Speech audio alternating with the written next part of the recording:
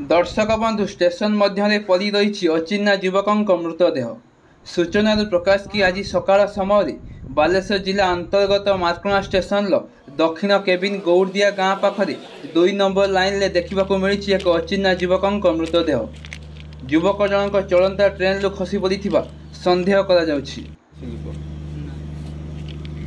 युवक जनकर परिचय मिल पारि नथिबा बेले घटनास्थल में जीआरपी आरपीएफ पहुंची तदंत आरंभ करिथिबा देखिबाकु मिलिछि।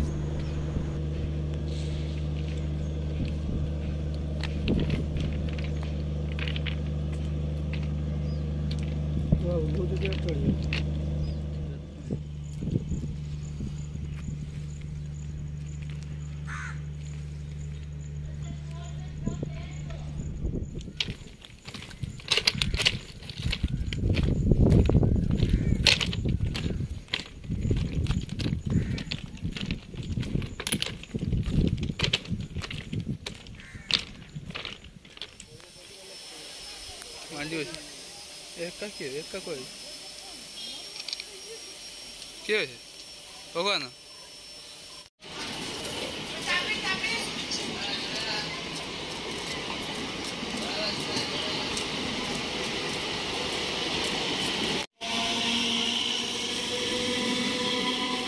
चौकिया नहीं